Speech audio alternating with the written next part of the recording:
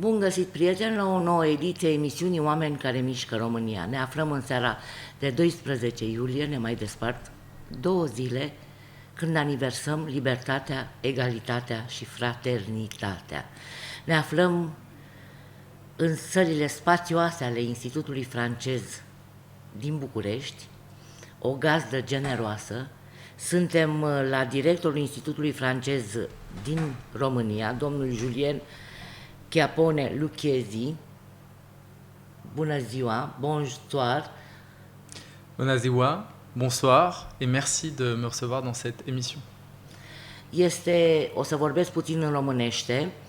Este un om care, de când a venit, din septembrie 2021 și până acum, cum spun francezii, il a bougé la Roumanie, un om de o cultură enciclopedică, un om pasionat de tot ce înseamnă cultură și civilizație și de tot ce înseamnă francofonie și tot ce înseamnă legături între România și Franța și francofonia, un mare prieten al României. Merci Julien d'être en Roumanie, d'être directeur et conseiller de coopération et d'action culturelle et directeur de l'Institut français de Roumanie. Que saviez-vous sur la Roumanie avant d'être nommé conciliaire et directeur? Merci beaucoup d'abord de cette très élogieuse introduction. Je ne sais pas si je la mérite. C'est vrai, c'est vrai. Mais merci beaucoup. Et c'est vrai que depuis que je suis arrivé en septembre, comme vous l'avez indiqué, en Roumanie, je ne rencontre que des gens passionnants, des gens qui deviennent des amis très vite. Et nous avons tellement de liens dans tous les domaines que nous couvrons que c'est extraordinaire. Alors la question sur la Roumanie, pour moi la Roumanie c'était presque une découverte. C'est-à-dire que j'avais été en Roumanie quelques fois, mais de façon très brève. Et je connaissais bien la région, plutôt les Balkans, le Sud, la Grèce, l'Europe du Sud. Mais je n'avais jamais été en action avec la Roumanie. Et pour moi, c'est une découverte formidable. Ceci dit, avant de venir en Roumanie, j'ai fait le compte dans ma tête de tout ce qui était roumain, tout ce que je connaissais de la Roumanie. Et en fait, il y avait énormément de choses, énormément d'hommes, de femmes qui ont fait les liens entre la France et la Roumanie, énormément d'hommes et de femmes qui ont fait la France aussi et qui étaient roumains.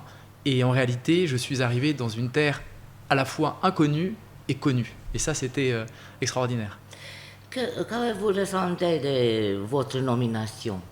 Qu'avez-vous ressenti? Un grand désir d'aller très vite à la découverte de tout le pays.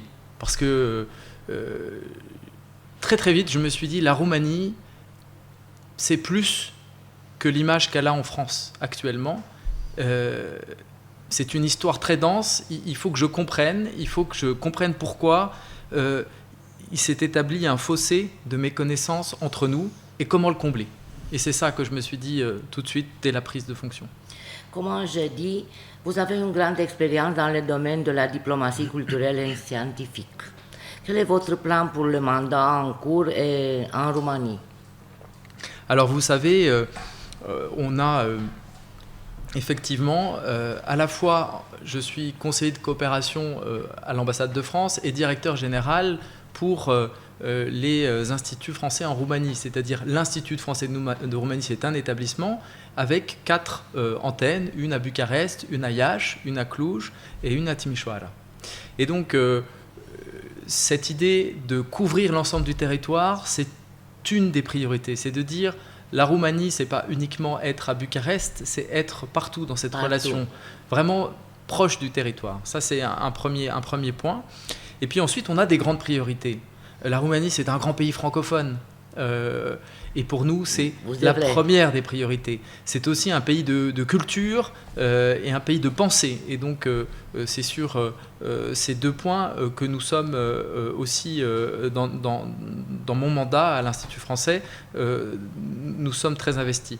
3e point, c'est la jeunesse et l'innovation en Europe. Parce que nous sommes 2 pays européens et cet axe franco-roumain il est très important en Europe et il est très important que les jeunes, la jeunesse se l'approprie. Et c'est pour ça que pour nous, la jeunesse, c'est une vraie priorité. On fait beaucoup de choses avec la jeunesse et on en fera encore plus à l'avenir. Et puis, bien sûr, c'est tout ce qui concerne aussi la bonne gouvernance, l'état de droit, l'écologie aussi, la relation femmes-hommes, tous ces sujets qui sont très contemporains et qui méritent d'être discutés, débattus entre nos deux pays parce que nous avons des choses à nous apporter mutuellement. Vom découvrir qu'en 2024, nous célébrerons le centenaire de l'Institut français des hautes études en Roumanie. C'est votre découvrir. Alors, Précurseur de l'Institut français d'aujourd'hui, comment allez-vous commémorer cet événement? Alors, je ne l'ai pas complètement découvert, mais c'est vrai que je l'ai découvert en arrivant. Le fait est que ça existait. En réalité, nous sommes à l'Institut français de Roumanie à Bucarest depuis 1936, installés là où nous nous trouvons, dans cette belle demeure du boulevard Dacia. Tout le monde connaît Boulevardul Dacia, Șapte, et avec le cinéma Elvire Popescu, avec la bibliothèque, etc., etc. Mais nous y sommes depuis très longtemps, avec cette histoire très intéressante. Vous savez qu'en 1936, on rentre dans cette maison. En 1948, on en ressort. Il reste une personne qui est derrière moi, si vous le voyez, qui s'appelle Victor, qui est resté des années avant que, en 1900... Victor. C'était le concierge. Le concierge. Qu'avant qu'en 1970, on ne réouvre, je ne vais pas faire tomber Victor, avant qu'en 1970, on ne réouvre l'Institut, puis qu'en 1990, nous ouvrions 3 autres centres culturels dans le pays, et qu'en 2010, nous fusionnons pour devenir l'Institut français de Roumanie. Donc, 1936, c'est la maison, ici, boulevard Dacia. Mais, effectivement, le 29 mai 1924, eh bien, la Fondation Carole, en présence du roi, est créée, vous l'avez très bien dit, l'Institut français des hautes études en Roumanie. Et c'est ce dont nous sommes héritiers.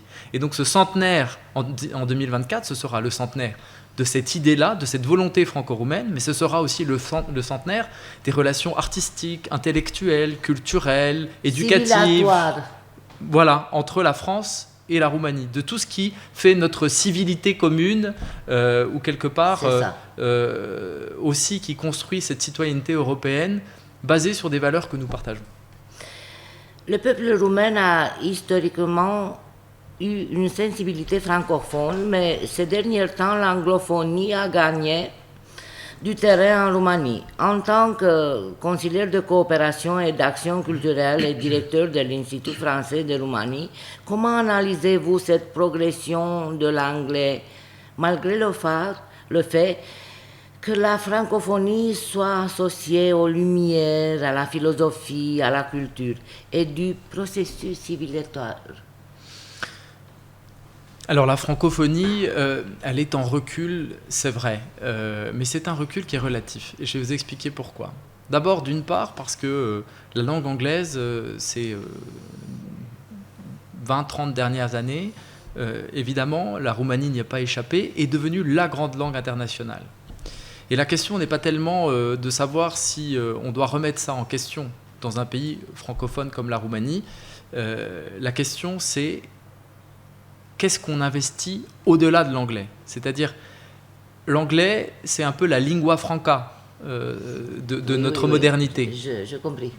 Donc, c'est finalement, c'est une langue qu'il faut maîtriser. Mais ce qui fait la différence, ce qui fait aussi la diversité, c'est ce que nous défendons. Nous l'avons défendu dans la présidence française de l'Union européenne qui s'est terminée le 30 juin dernier, mais nous le défendons aussi au sein de l'Organisation internationale de la francophonie, dont je rappelle que l'année prochaine, ça sera le 30e anniversaire de l'adhésion de la Roumanie, donc ça sera une grande fête en 2023 pour ça. Eh bien, ce que nous défendons, ce n'est pas d'effacer l'anglais, bien au contraire, c'est de rajouter.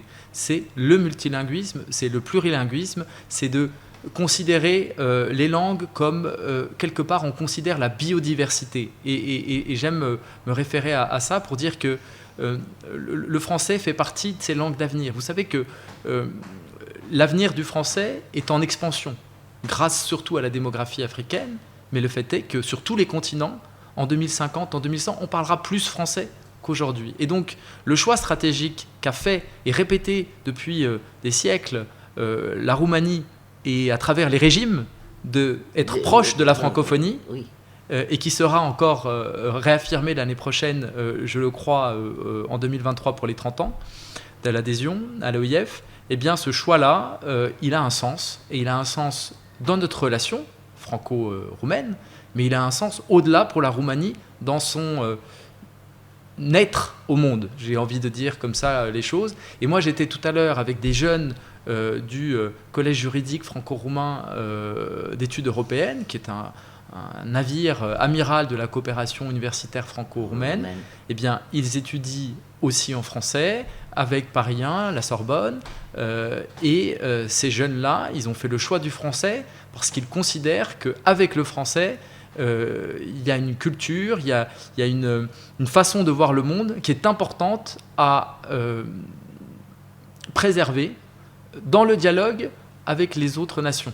Et je crois qu'ici, la Roumanie, les Roumains, le comprennent toujours et encore et font ce choix-là. Et donc, je crois qu'il y a beaucoup d'avenir à la francophonie en Roumanie, et on le voit aussi, on a beaucoup défendu auprès de nos amis du ministère de l'Éducation, de Sorin Câmpeanu, de faire en sorte que la langue vivante 2 soit évaluée au baccalauréat, qui est le président de... et qui est aussi le président de l'AUF. On a beaucoup de chance, c'est l'agence universitaire de la francophonie. Oui. Et donc de dire, la langue vivante 2 doit être évaluée au bac en Roumanie, et vous savez combien il y a d'élèves qui apprennent le français en langue vivante 2 en Roumanie?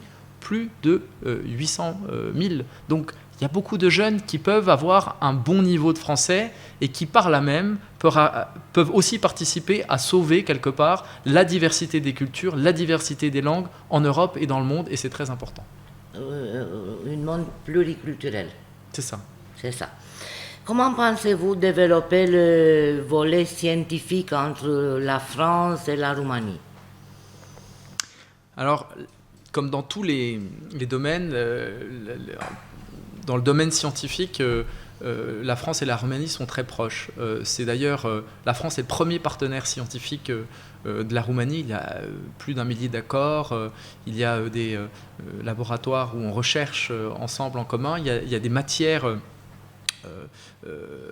très spécialisées dans les mathématiques, où on a cette collaboration entre chercheurs qui est extrêmement forte. Il y a des programmes aussi qui le soutiennent. On a un programme qui s'appelle PHC Brancouche, justement, ici, qui porte le nom de Brancusi. Et donc, nous, on soutient énormément, évidemment, la recherche, mais aussi la recherche dans les universités européennes. C'est-à-dire qu'aujourd'hui, pour terminer, pour sonner le clap de fin de la présidence française du Conseil de l'Union européenne, le 30 juin à Paris, porte de Versailles, se sont retrouvés l'ensemble des universités européennes. Il y a là 41 universités européennes, avec une douzaine qui existent en Roumanie, et nous sommes dans 9 d'entre elles eh bien, ensemble, français et roumains. Et donc là aussi, cet espace européen de l'enseignement supérieur, il y a aussi la recherche, et les Français et les Roumains sont main dans la main pour le faire avancer ensemble. C'est aussi le CEREFREA ici, qui est un centre d'études en sciences humaines et sociales, qui est dans cette belle villa, qui est la Villa Noël, et qui est un partenariat avec l'Université de Bucarest, où nous avons une école doctorale avec des chercheurs qui se rencontrent, la mobilité qui a été empêchée par la Covid, mais sur laquelle nous travaillons beaucoup avec l'Université de Bucarest pour permettre de renforcer cet endroit emblématique de la francophonie, de la recherche en français, non seulement en Roumanie, mais avec le rayonnement régional, parce que la Roumanie, avec le français, peut aussi être un pôle d'attractivité régionale. Et au-delà, on voit qu'il y a énormément de jeunes Français et francophones d'autres pays qui viennent étudier en Roumanie. Il y a 3800 Français qui viennent étudier à Cluj, à Iași et à Bucarest, notamment la médecine et vétérinaire. Donc c'est la population étudiante, la qualité de la recherche dans ces belles universités roumaines, elle probablement trouvera aussi une de ces capacités de renforcement et d'élargissement avec la francophonie.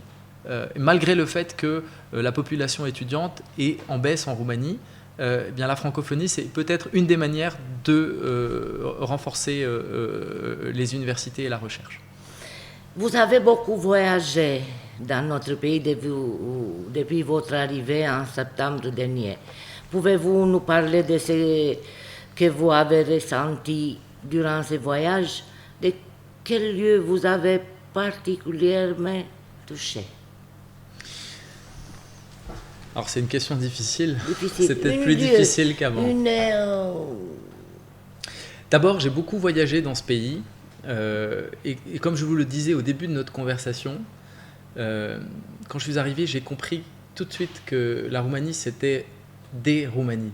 C'était parler des 4 points cardinaux où nous avons nos 4 instituts à Iași, à Cluj, à Timișoara et ici. Mais c'est plus que ça. C'est aussi, j'ai voyagé là où nous avons nos alliances françaises, à Ploiești, à Pitești, à Constanța, à Suceava, en Bucovine. Pays absolument magnifique. Quand je dis pays au sens français, où on dit de région, c'est-à-dire voilà. Et donc j'ai vu de très belles choses. J'ai compris que pour pour connaître vraiment la Roumanie, il faut aller dans toutes ces Roumanies, tout ce qui fait cette diversité de la Roumanie et qui est très intéressante et je trouve ça assez fabuleux. J'ai trouvé magnifique cette ruralité roumaine, c'est-à-dire tous ces paysages naturels fantastiques et qui me touchent beaucoup et j'ai pas encore assez le temps d'y aller pour marcher dans la forêt, aller dans la montagne, voir aussi le delta du Danube. Voilà, Tulcea, etc. J'ai pas encore eu le temps de faire tout ça, je me le réserve pour les années à venir puisque je suis ici pour plusieurs années et je m'en réjouis vraiment. J'ai peut-être un souvenir assez fort que je vais vous donner. Oui. Sur le chemin entre Craiova, qui est une ville intéressante, avec beaucoup d'architecture française, avec 3 lycées bilingues, ça, on a 25 lycées bilingues dans toute la Roumanie, il y en a 3 à Craiova. Eh bien, j'allais de Craiova à Timișoara. Timișoara, ville très importante pour nous, puisqu'en plus, c'est la capitale européenne de la culture. Et nous aurons des rétrospectives de Brancusi, dont je parlais avant, première grande rétrospective, mais aussi le 18 février, le lendemain de l'ouverture de la capitale européenne, Victor Brauner, une grande rétrospective et plein d'autres choses culturelles, de manifestations culturelles. Donc on va être les premiers partenaires de la Roumanie pour cette capitale culturelle, à laquelle on a beaucoup investi et on est extrêmement heureux. Et donc entre Craiova et Timișoara, eh bien, j'ai voulu passer par Drobeta Turnu Severin. Et à côté de Drobeta Turnu Severin, où j'ai rencontré des élèves qui étaient très heureux de pouvoir discuter avec moi, de parler d'Erasmus, de parler de l'Europe, de parler de leur avenir, de parler de la langue française. J'ai fait quelques kilomètres et je suis arrivé à un barrage entre la Serbie et la Roumanie. Le grand barrage des portes de fer. Et pour moi, j'ai vu... C'est une magnifique œuvre de... C'est une œuvre à la fois industrielle, historique, il y avait tout dedans. Une œuvre d'art aussi. Voilà, une œuvre d'art, une œuvre industrielle, une œuvre historique qui dit qu'à un moment donné, la Serbie et la Roumanie ont collaboré. Et c'est aussi l'histoire d'Ada-Calais. Cette histoire de cette île historique qui était restée là, ce morceau de Turquie où on faisait des loukoums, où il y avait des mosquées, et qui a fini par être englouti. C'était une décision terriblement cruelle pour cet endroit, cette terre-là, et en même temps, c'est quelque part... Quand Phoenix. Pardon ? Quand Phoenix. Oui, qui renaît de ses cendres.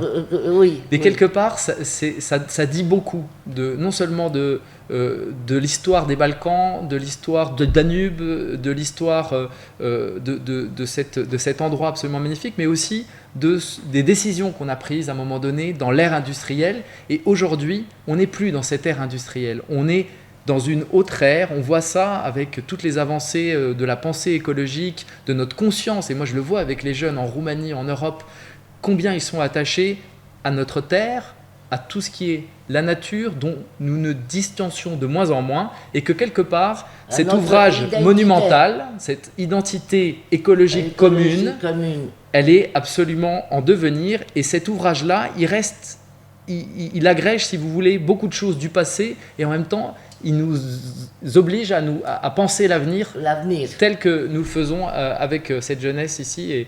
Et c'est un endroit voilà, très romantique et à la fois qui fait penser à énormément de choses et qui est aussi un lien entre la Serbie et la Roumanie. Et moi, je suis très attaché à la coopération transfrontalière. J'ai vécu à Strasbourg, j'étais conseiller du maire de Strasbourg pour les questions européennes et internationales. Et la relation sur le Rhin, pas sur le Danube, mais sur le Rhin, entre Strasbourg et l'Allemagne, c'est une relation historique qui s'est construite avec des hauts, avec des bas, mais qui, au final, est une relation très importante au sein de l'Europe, parce que c'est justement en coopérant aux frontières qu'on construit encore mieux cette Europe. Je pourrais rester un siècle de parler avec vous, mais le temps, ne suffit pas. Dans 2 jours, nous célébrerons le 14 juillet. Le 14 juillet. La fête nationale française dont les idéaux ont inspiré de nombreux peuples et pays. Un jour symbolique pour toute l'humanité. On sait que vous êtes un fidèle auditeur de Radio România Actualități. Quel est votre message adressé à notre grand public? Alors d'abord, je voudrais dire combien j'aime la radio et combien je pense que la radio est un média d'avenir, est un média qui sait se réinventer. Je félicite les auditeurs de Radio România Actualități de leur fidélité à ce média qui est un important média aussi pour la qualité de l'information, l'information indépendante, vérifiée, libre. Et pour nous, c'est absolument fondamental, notamment lorsque nous voyons à quel point l'information devient quelque part un moyen de pression et parfois un moyen comme une arme de guerre. Donc c'est très important et la radio a un grand rôle à jouer dans cette qualité de l'information que nous défendons et je voudrais les féliciter. Je voudrais dire aussi que le 14 juillet, c'est évidemment la prise de la Bastille, c'est aussi la fête de la Fédération et c'est quelque part ce triptyque que vous avez rappelé, égalité, liberté, égalité et fraternité. Et je voudrais peut-être dire à vos auditeurs que parmi ces 3 mots, il y en a un qui est plus rayonnant peut-être que les autres, c'est celui de fraternité. Et în aceste vremuri agitate îmi doresc ca legătura dintre România și Franța să devină și mai puternică în fraternitatea, en fraternité. Voilà. Merci Julien, vive la France! Et vive la Roumanie. Et vive la Roumanie. Vive la égalité. Et vive l'Europe. Merci Julien. Doamnelor și domnilor, acesta a fost Julien Chiapone Lucchesi, un homme qui font bouger la Roumanie, qui font bouger la fraternité entre la Roumanie et la France, entre la Roumanie, France et l'Europe et le monde. Doamnelor și domnilor, este un om care va face ca România să meargă mai departe. Aici se încheie emisiunea noastră, pe marțea viitoare cu un alt om care se încăpățânează să creadă că România poate și trebuie să meargă mai departe.